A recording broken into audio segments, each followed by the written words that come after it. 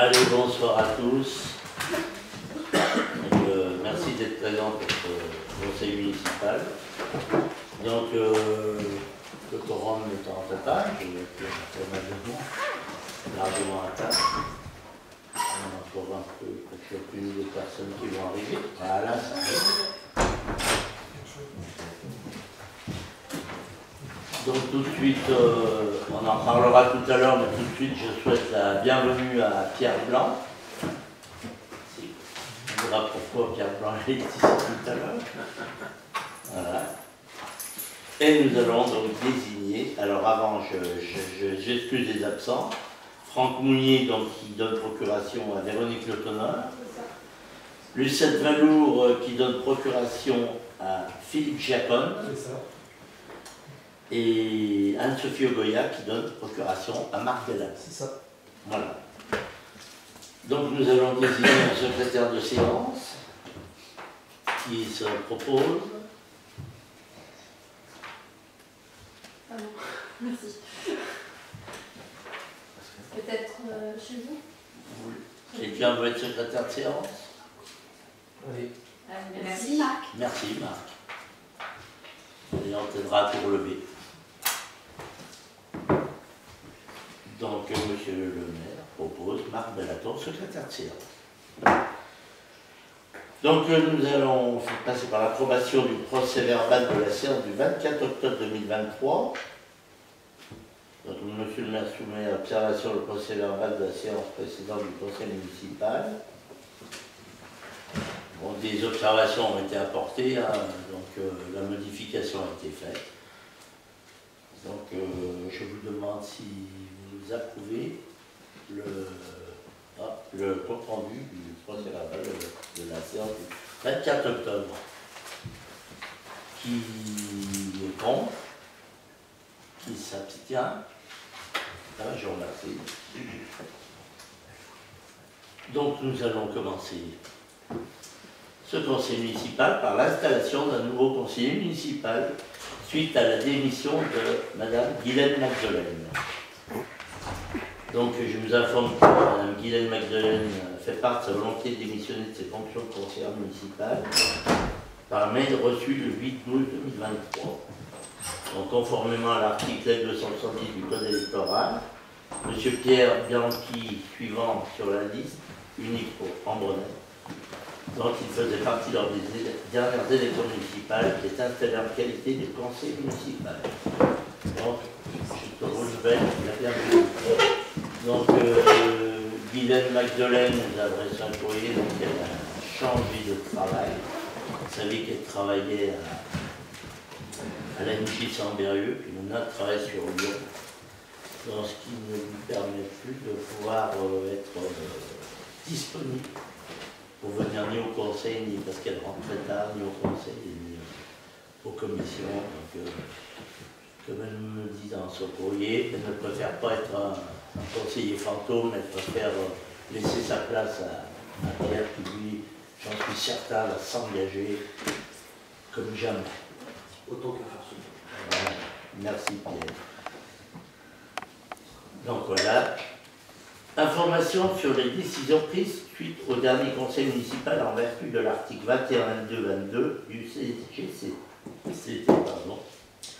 Donc décision numéro 2023-002. Le marché de conception et réalisation d'un skatepark comme track, dont vous avez vu qu'il vient d'être commencé. Donc, suite à la décision du maire, c'est la société E2S Compagnie 6 à Ebens dans le 38 qui est retenue pour réaliser la conception et la réalisation de ce skatepark et pump track pour un montant total de 179 541,61 € hors taxe, soit 215 449,92 € TTC. Décision numéro 2023-003, marché de travaux pour la création d'un mode doux sur la montée du Merlan. Suite à la décision du maire, l'entreprise Socetra TP, 6 à Pondin, en ZAC Écosphère Innovation, est retenue pour réaliser les travaux de création d'un mode d'eau sur la montée de Merlan pour un montant total de 135 386,90 € hors taxe, soit 162 464,28 € TTC. Ben, si tu veux dire quelque chose là-dessus, ce qui avait été retenu. Enfin, le marché est retenu, le marché a été donné à la société Socatra et nous nous rencontrons jeudi matin pour avoir un planning des travaux. Et de là, on fera sûrement avec la com une réunion publique pour expliquer un peu aux gens. Oui, le Voilà. projet, quand les habitants qui étaient assez curieux de savoir ce Et puis on essaiera de voir aussi, suite à la demande, de voir pour l'arrivée vers la maison Michelin, la possibilité de faire ça sans... sachant que ce projet a été élaboré, étudié par l'agence d'ingénierie de l'Ain qui nous aide à élaborer le projet. Donc, décision 2023-004-005, décision modificative numéro 2 de virement de crédit au budget principal. Vu l'article 21-22-22, 4e du Code général des collectivités territoriales, en fait, le code est à tous les vues, vu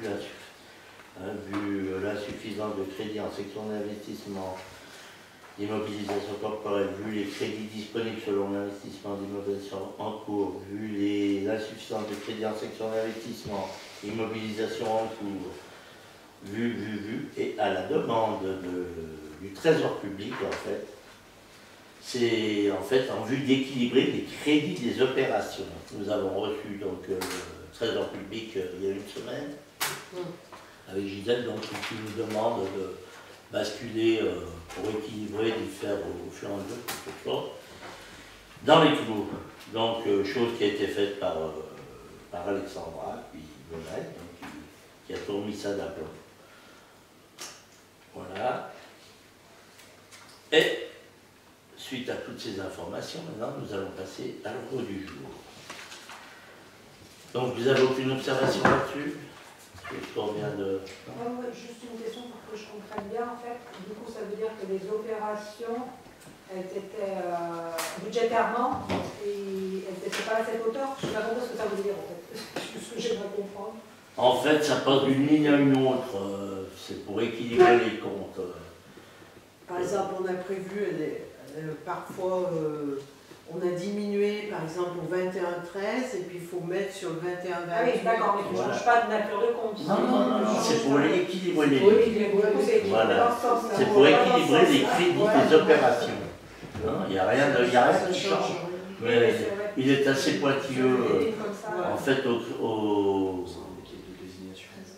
Trésor public, ça vient de changer, madame, comment elle s'appelait, Gonzalez est parti à retraite, et puis c'est un nouveau, là, puis il a voulu nous voir.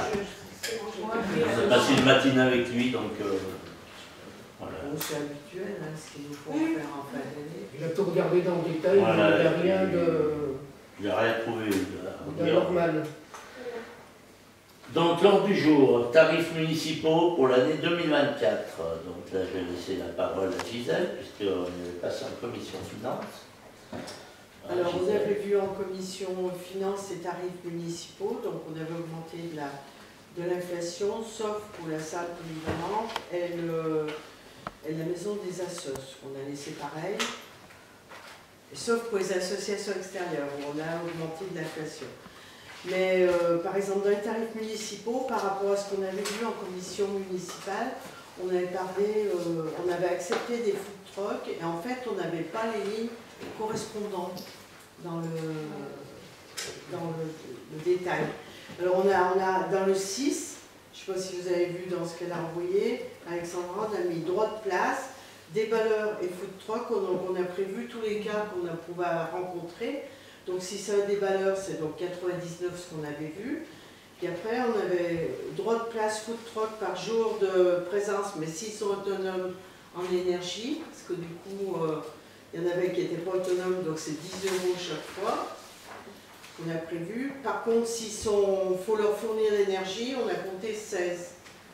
Et on s'est basé sur une autre collectivité qui demandait 6 € chaque fois, donc on est parti de là, mais ça sera à réajuster parce qu'on ne sait pas trop bien. Hein. Et puis donc il y en avait un qui demandait une terrasse, donc on y a rajouté droit de place pour l'installation d'une terrasse. Si mettons s'il veut une terrasse, il payera comme les terrasses en plus. Voilà. Donc on a détaillé les lignes pour que ça ne pose pas de problème après. C'est tout par rapport à ce qu'on avait vu en commission des finances. Et puis la salle polyvalente, donc on a juste bougé les associations extérieures, comme on l'avait dit. Donc pour les associations d'Ambronay, ça change rien. Donc je vous informe que la commission finance lors de sa séance du 18 ans 2023 statué sur ces tarifs. Et donc je demande au conseil municipal d'approuver les tarifs de location de la salle polyvalente on va les faire les deux, hein, et des food trucks, en fait, les emplacements, tarifs municipaux. Donc, qui est contre? Qui s'abstient?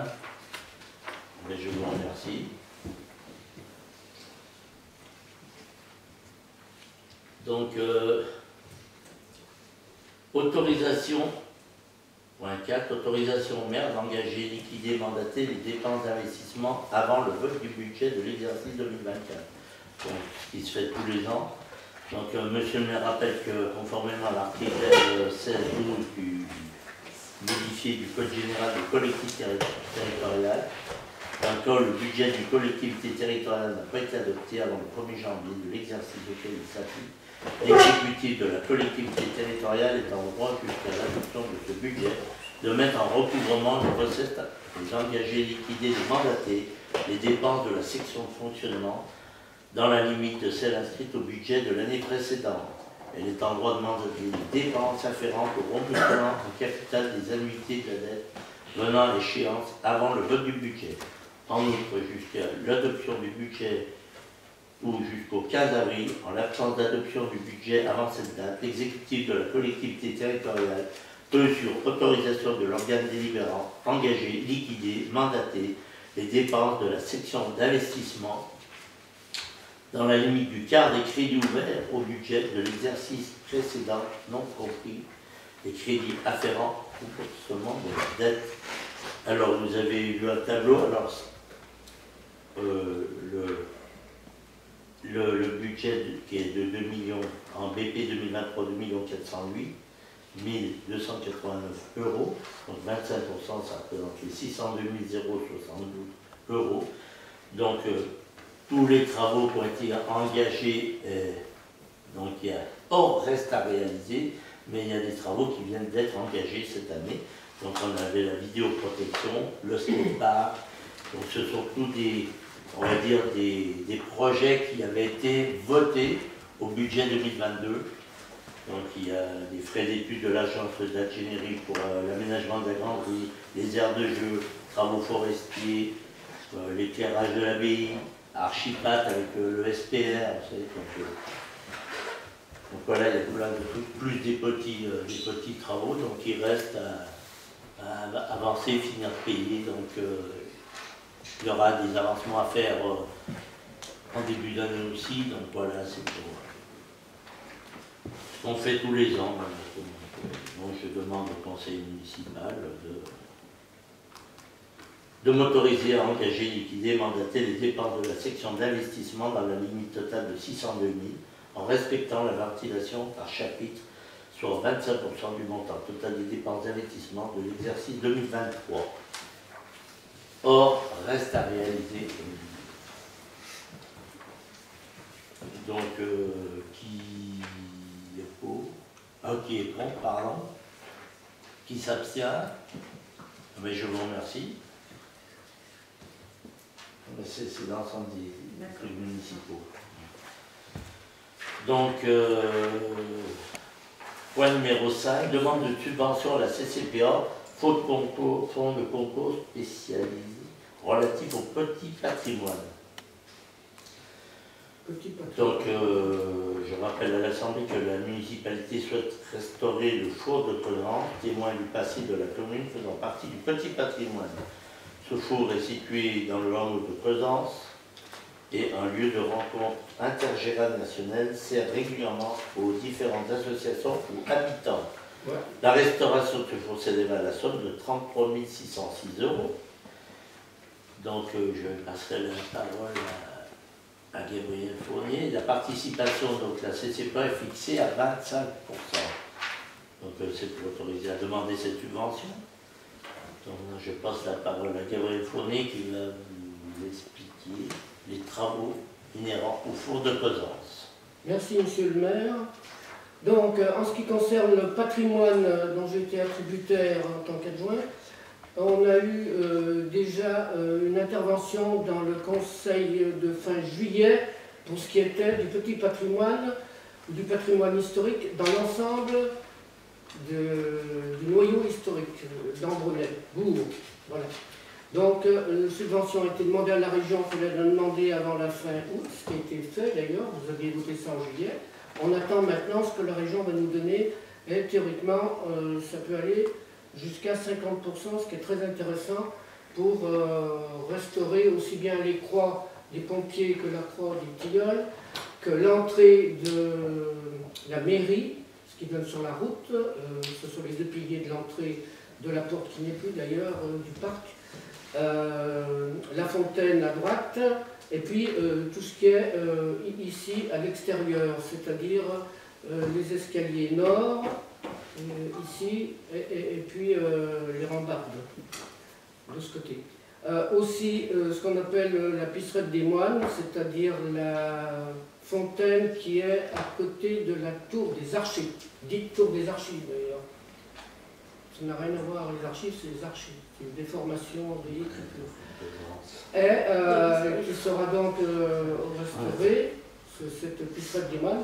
Et puis deux points importants dans le bourg, vers la Conche, les escaliers de la Conche, et puis les escaliers de la gare Voilà. de l'autre côté. Mais on est au four de Cosences. Voilà. S'il te plaît. Alors je rappelle, oui, mais c'est parce qu'il y a des gens qui m'ont demandé, même Oui, dans le on en conseil, où on en était. Donc je me permets quelques minutes, ça pas. sera du temps peut-être de prix après, mais peu importe pour une fois. Merci quand même, monsieur le maire.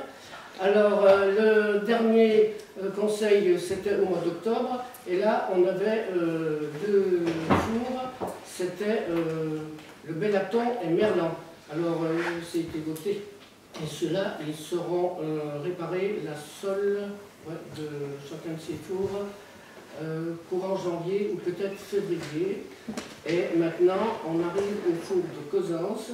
Alors, comme l'a dit monsieur le maire, il vous a pratiquement tout expliqué, donc j'ai plus grand-chose à dire. Ce four est situé au hameau de Cosences, qui est à l'intérieur de la commune de Douvres. C'est un truc bizarre dans l'histoire des communes, après la Révolution 1789, donc il y a eu la mise en place des communes. Bon. Voilà. Et ce four, il faut donc réparer la sole et puis la voûte pour 18 000 et quelques euros. Il faut réparer le toit, ce qui est très important d'ailleurs, pour 10 000 euros, c'est hors taxe, et il faut réparer les murs de chaque côté du four. Il n'y en a pas à l'entrée. Pour 4 524 euros. Donc la demande a été faite à la communauté de communes de la Plaine de l'Ain pour un fonds de concours, étant donné que ce four est un lieu de convivialité entre les habitants d'Ambronay-Cosences et ceux de Douvres qui l'utilisent aussi assez souvent d'ailleurs quand ils font des galettes ou des fêtes carillonnées de Douvres ou les gens du pays.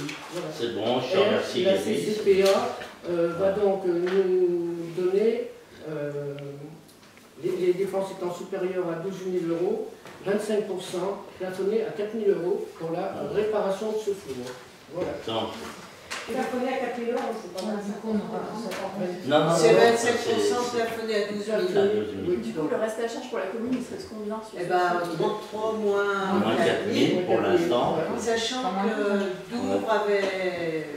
Douvres voudrait participer. Et le comité aussi. Et l'association. Le comité des fêtes de Douvres a prévu de nous donner 3 000 euros 3 000 euros. et ils sont en révision pour voir s'ils peuvent nous donner un peu plus. Et puis, Et là, on ne le marque pas dans l'immédiat, étant donné que Non. c'est pas encore voté. Donc on s'en tient à ce que donne la CCPE pour l'instant. Ouais. Vous m'autorisez à demander la subvention de 4 000 euros. Je vous remercie, M. Fournier. Donc, qui est contre? Demander une subvention? Bah, je suis contre la rénovation de ce four qui ne sert pas aux habitants d'Ambronay a priori, donc je suis contre la demande de subvention qui me paraît superflue. Voilà. D'accord, très bien. Il sert à quelques habitants Et- d'Ambronay de temps en temps. Qui s'abstient? Voilà, d'accord. Donc le conseil municipal, entendu exposé, voilà, approuve les travaux de restauration du four de Cosne pour la somme de 33 606 et sollicite une subvention de 4 000 € auprès de Monsieur le Président de la communauté de communes de la Plaine de l'Arc. Donc je vous remercie. Point numéro 6, subvention accordée à la coopérative scolaire école Olympe de Gouges pour le financement d'un voyage scolaire de la classe CE1, CE2. Donc je vous en avais parlé dans une question diverse la dernière fois. Donc monsieur le maire, afin que madame Lèbre, enseignante de CE1, CE2 à l'école primaire Olympe de Gouges, l'a informé le 20-10-2023 du projet qu'il souhaite mener avec sa classe de CE1, CE2 et en fait la présentation. Donc c'est un séjour qui va du 6 au 9 février à Carcassonne. Donc ce projet comprend la réalisation d'un livre pour chaque élève de classe à l'aide de l'association L'Atelier du Livre et si possible la visite de la cité médiévale de Carcassonne selon la météo. Au cours de ce séjour, les élèves participeront à plusieurs ateliers. La composition typographique et l'impression des pages, l'initiation à la gravure, la fabrication du papier historique du papier de l'impression et la fabrication des couvertures. Le travail d'écriture se fera en amont en classe. À cette date, Madame Lèbre disposait d'un devis pour l'hébergement, la pension complète et l'intervention de l'atelier du livre de 5 178 €, d'un devis partiel pour le transport en TGV de 1 050 € et était dans l'attente d'un devis pour le TER, transport aller-retour, Lyon-Amberieu-Amberieu. Donc, Madame Lèbre sollicite une participation financière de la commune pour finaliser ce voyage scolaire. Le financement total d'environ 7 500 € serait partagé à hauteur d'un tiers par les parents, un tiers par le sous des écoles, un tiers par la commune, soit 2 500 € à verser à la coopérative scolaire école élémentaire Olympe de Gouges. Donc, en fait, le sous des écoles ne verse pas un tiers de la... Ne participe pas à hauteur d'un tiers. Ils ont répondu qu'ils ne subventionnaient pas à hauteur d'un tiers. Donc je ne sais pas si depuis les équipes financières ont été refaites, mais en tout cas, ce n'est pas un tiers la subvention du sous des écoles. mais il me semble qu'il versait à la coopérative scolaire. Non, non plus. Non, non plus. Non. Non, c'est la coopérative scolaire qui va Voilà. combler le manque entre le sous des écoles, la mairie et les parents. Donc ça reste un tiers les parents, un tiers la commune, un tiers la coopérative. Ok. Non, mais c'est juste pour être sûr de la hauteur. Ça de fait la 7 participation 500. de la commune. Voilà. Nous, ça reste... ça reste à 2500. Ouais, ça reste à 2500. Faut que j'enlève un tiers par sous des écoles. Ouais. Ouais. Ouais.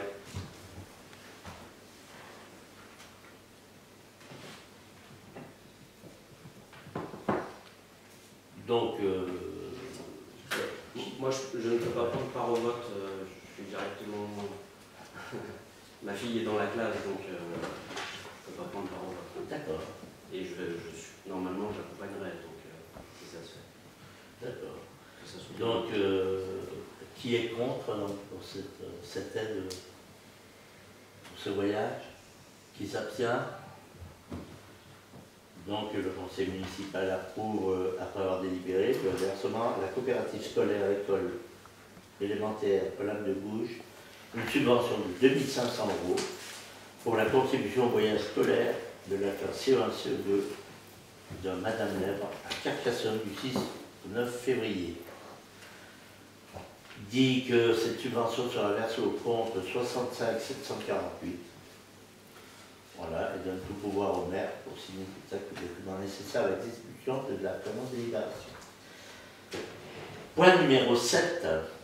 Création d'un poste d'agent technique polyvalent à temps non complet et modification du tableau des emplois.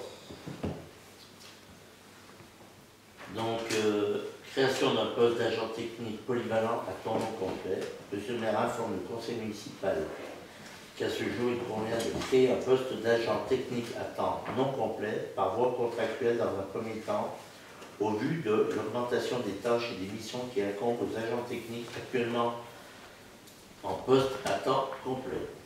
Après une discussion avec la commune de Douvres, il s'avère qu'eux aussi ont besoin d'une augmentation de personnel.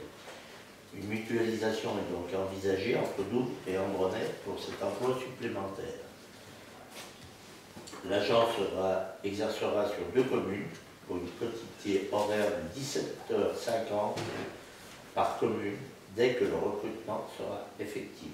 Peut-être Frédéric, vous pouvez dire un point là-dessus sur le fait Oui, bah, de toute façon, on a du mal à pouvoir tout faire les travaux sur la commune d'entretien, et puis entre les vacances, les RTT à poser, les employés, les stages, parce qu'il y aura une grosse partie de stages qui va être fait début janvier, comme passer les stages des habilitations des engins, les habilitations électriques, donc, qui vont être renouvelables après. Donc quand on commence à faire des stages, ben, ça va venir par la suite. Donc on a du mal à entretenir notre voirie, à faire les travaux, les écoles. Moi je vois la création d'un skatepark.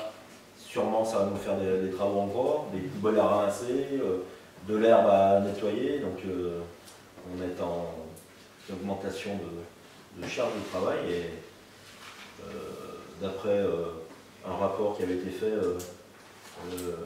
c'était quel rapport qui a été fait qui on manquait par rapport aux autres communes de même taille et de même. Alors nous, la surface est beaucoup plus grande, je veux dire, à entretenir. Mais c'est vrai que le trésor public nous avait dit, nous avait alerté, il nous disait que c'était 4 personnes pour la taille de notre commune, c'était quand même un peu juste. Il y a certaines tâches comme le désherbage qui n'existent plus. Donc maintenant, c'est toutes des choses qu'avant, ils passaient. Un coup de désherbant, c'est fini. Enfin, fini. Entre guillemets, maintenant, on ne peut plus faire ça. C'est du rotofil, ou d'autres machines, mais c'est du manuel, quoi. Voilà. Donc ça aurait été un problème qui doit être pareil dans toutes les autres communes, je pense. Et puis le fait aussi de pouvoir travailler tout seul, on n'a pas le droit, des fois, certaines tâches, de mettre le travailleur isolé, quoi. L'employé communal, il doit travailler en binôme. Donc, mais vraiment, ça pose problème. Au vu de la réglementation, il y a beaucoup de choses, comme il nous arrive souvent de louer des nacelles. Pour louer une nacelle, il faut être 2. C'est obligatoire. Un gars ne peut pas être tout seul avec une nacelle. Il y a certaines machines, il faut être 2 aussi. C'est obligatoire. Donc ça devient compliqué, vu que la commune c'est quand même sacrément agrandi en lotissement. Toutes ces nouvelles normes de sécurité qui font que... Voilà. Donc je précise qu'une déclaration de vacance de poste doit être effectuée sur le site du CDG lors de la création d'un emploi. Donc, on va déjà parler de celui-là. Donc, ça, c'est la création. Et ensuite, c'est la modification du tableau des emplois. Emploi permanent et à temps complet, 35 heures par semaine pour tout le monde. Hein, donc, et emploi permanent à temps non complet. Donc, on a des agents polyvalents, que vous vous rappelez, accueil du public, travail téléphonique, il faudrait faire 17h30 par semaine, agent affecté à la gestion de la bibliothèque municipale, des tâches administratives diverses, donc ça c'est ce qui fait 30 heures par semaine. Après on a des agents techniques polyvalents qui sont donc à 17h50, c'est-à-dire agents polyvalents de restauration, période scolaire uniquement. Et agents de restauration aussi, période scolaire uniquement, soit annualisé, 19h90 par semaine, 18h90 par semaine. Agent polyvalent de restauration, 22 heures par semaine, soit annualisé 17h33 par semaine, au lieu de 24 heures par semaine, soit annualisé 18h90 par semaine. Ça c'est un peu en âge parce que ça bouge Donc peut-être que Delphine peut aussi nous en parler sur les horaires des agents de cantine. Aujourd'hui, on a remis les horaires à jour. Donc, on a une agent de cantine qui est absente en arrêt maladie depuis 3 mois pratiquement. Ce qui nous a amené à beaucoup jongler, et je me retrouve dans la même position que Frédéric et Pascal. C'est-à-dire que c'est extrêmement compliqué d'arriver à tout faire. On fait, hein, mais tout faire, c'est difficile. Tout faire bien. Côté cantine, on a trouvé les solutions, on a mis ce qu'il fallait en place, et puis ces solutions sont pérennisées même avec le retour de la personne, puisqu'on a quand même des personnes qui se sont investies et qui se sont engagées fortement ces 3 derniers mois dans la cantine, notamment ça a pu se voir avec l'animation de Noël. Donc l'objectif est de garder aussi cette équipe de cantine qui est très motivée et dynamique dans la durée. Donc les horaires seront pérennisés aussi au-delà pour que les gens qui se sont investis en faisant beaucoup d'heures sup puissent continuer après. Et donc du coup, ça a aussi quand même réglé, on a augmenté le nombre d'heures de la cantine de 22% en fait, depuis la rentrée, qui correspond à l'augmentation de l'effectif des enfants. Et donc ça va être pérennisé jusqu'à la fin de l'année pour qu'on puisse continuer d'accueillir plus d'enfants dans de bonnes conditions, avec un objectif d'avoir un meilleur accueil. On a aussi fait un choix qui se révèle très positif au niveau de l'accueil des enfants. Les enfants aujourd'hui, en tout cas les agents de cantine, sur le service des repas, en augmentant leur temps horaire, ne font plus de débarrassage et de plonge. Résultat, elles sont à 100% auprès des enfants, ce qui améliore grandement les conditions d'accueil. Tout n'est pas parfait, mais ça va dans le bon sens. Donc voilà, on se retrouve en tout cas dans la même situation où on n'avait pas assez d'heures sur les personnels de cantine. Et on a eu aussi l'intervention du, alors je vais mal le prononcer, je veux bien qu'on m'aide, c'est le CAMS, c'est ça? Oui. Qui est intervenu avec un psychologue en observation 2 fois dans la cantine sur novembre et décembre, et qui effectivement ont pu constater que nous avions un gros effectif. Il y avait besoin d'un accompagnement aussi de nos agents et que les mesures qu'on prenait allaient dans le bon sens. Donc voilà, plutôt du positif, mais voilà, besoin de renforcer ces équipes d'agents municipaux parce que c'est des agents municipaux opérationnels, de terrain, qui sont là tous les jours, hein, du lundi au vendredi. Pour mon cas, je crois que c'est 200 familles, plus de 200 enfants par année. Donc voilà, vrai besoin de renforcer nos équipes. Donc pour information, j'ai cette salariée qui est absente pas en accident de travail, en maladie. Enfin, elle a un problème au genou. Elle vient de voir un spécialiste sur Lyon. Je l'ai eu au téléphone cet après-midi. Donc elle doit rencontrer la médecine du travail et elle sera certainement encore prolongée en arrêt. Voilà. Donc ça va certainement impacter encore pour un bon moment, je pense. Voilà. Mais on a les solutions.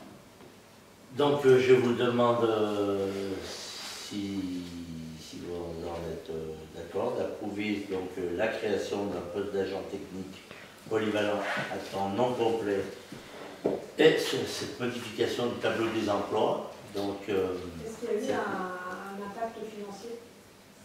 Est-ce qu'il est... Il va forcément en avoir un. Il a été estimé. Pour l'instant, une demi-personne, donc. Oui, parce que plus les les salaires, plus les 22%, ça va faire une personne. Ça aurait été bien qu'on ait l'information pour prendre une décision éclairée. C'est 22%, c'est sur l'ensemble. Oui, c'est sur l'ensemble. C'est sur l'ensemble des personnes. Et vu qu'on a 22% d'augmentation des effectifs, c'est 22% sur le repas. 22% sur la cantine. Sur la cantine. Et pour les 17h30 avec Douvres, je pense pas qu'on se partage 2 jours et demi, je pense que ça va être 3 jours, 2 jours, enfin. Voilà, ou une semaine, ouais. On verra bien. Donc que ce soit une demi-journée le matin ou une demi-journée l'après-midi, ça va pas aller. Ça sera 3-2 ou 2-3, ouais. Les semaines paires après. Oui, après ça sera un arrangement avec eux. Donc voilà. S'il n'y a pas d'autres questions, qui est contre, qui s'abstient? Moi je m'abstiens en fait, pas sur le principe, hein, parce que je pense qu'effectivement il y a du vrai travail et des besoins personnels, mais je pense que ça aurait été bien qu'on ait une estimation financière je ne suis pas contre le principe. Mais... Bah, pour l'instant, l'estimation financière, il faut qu'on discute salaire avec celui qui Oui, en a le taux horaire, grossièrement, Voilà. Voilà.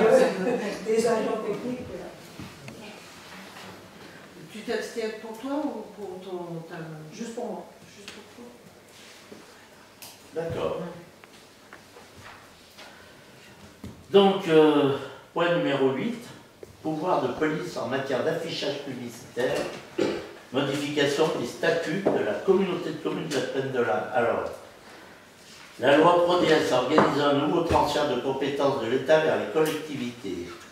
Le pouvoir de police en matière d'affichage publicitaire.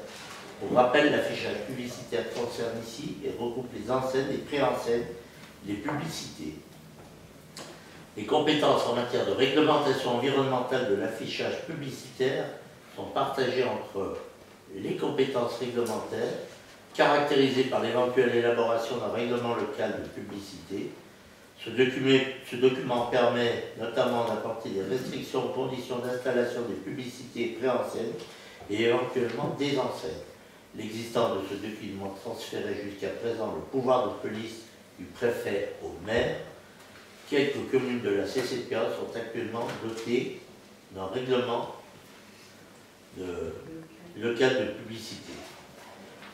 Et les compétences de police administrative de la publicité qui consistent à instruire les déclarations et demandes d'autorisation, le cas échéant à contrôler les installations existantes ou installées sans autorisation. La possibilité pour les communes de créer et de percevoir la taxe locale sur la publicité extérieure n'est pas liée à cette compétence. La loi climat résilience de 2021 a prévu le transfert au maire des compétences de matière de police de la publicité à compter du 1er janvier 2024. Compétences qui sont actuellement exercées par le préfet pour les communes non dotées d'un règlement local de publicité. À cette même date, la loi organise le transfert des pouvoirs de police des maires au président des EPCI à fiscalité propre. Donc, dans les communes dotées d'un